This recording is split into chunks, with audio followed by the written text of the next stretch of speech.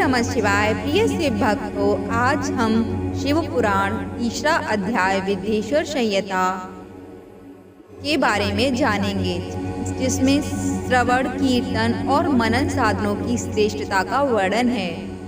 तो चलिए शुरू करते हैं। जय भोलेनाथ। व्यास जी कहते हैं, सूत जी के वचनों को सुनकर सभी महर्षि बोले, भगवान आप वेद तुल्य अद्भुत एवं पुण्यमयी शिव पुराण की कथा सुनाइए। सूत जी ने कहा, हे महर्षिगण, आप कल्याणमय भगवान शिव का स्मरण करके वेद के सार से प्रकट शिव पुराण की अमृत कथा सुनिए। शिव पुराण में भक्ति, ज्ञान और वैराग्य का गान किया गया है। जब सृष्टि आरंभ हुई थी तो 6 कुलों के महर्षि आपस में वाद विवाद करने लगे कि अमुक वस्तु उत्कृष्ट है, अमुक नहीं।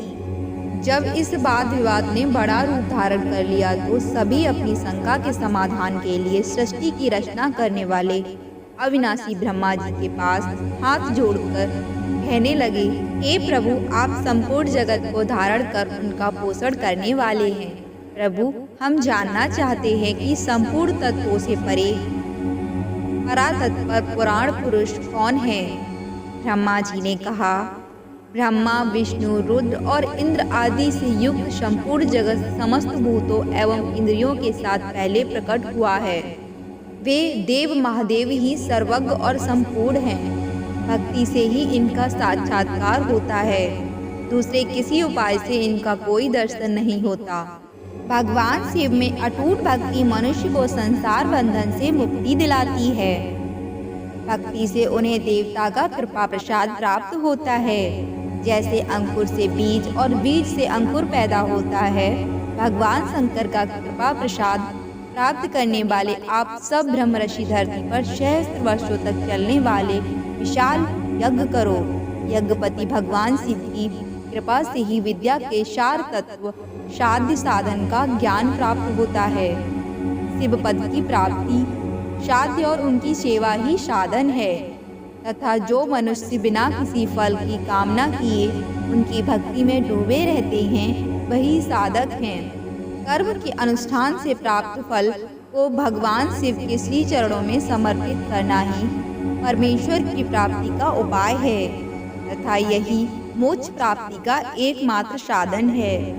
साक्षात महेश्वर ने ही भक्ति के साधनों का प्रतिपादन किया है। कान से भगवान के नाम, गुण और लीलाओं का श्रवण, वाणी द्वारा उनका कीर्तन तथा मन में उनका मनन शिव पद की प्राप्ति के महान साधन हैं, तथा इन साधनों से ही संपूर्ण मनोरथों की सिद्धि प्राप्त होती है। जिस वस्तु को हम प्रत्यक्ष अपनी आंखों के सामने देख सकते हैं, उसकी तरफ आकर्षण स्वाभाविक है, परंतु जिस वस्तु को प्रत्यक्ष रूप से देखा नहीं जा सकता, उसे केवल सुनकर और समझकर ही उसकी प्राप्ति के लिए प्रयत्न किया जाता है। अतः श्रवण पहला साधन है। श्रवण द्वारा ही गुरुमुख से तत्व को सुनकर श्रेष्ठ बुद्धि वाला विद्वान अन्य साधन, कीर्तन और मनन की शक्ति व सिद्धि प्राप्त करने का यत्न करता है।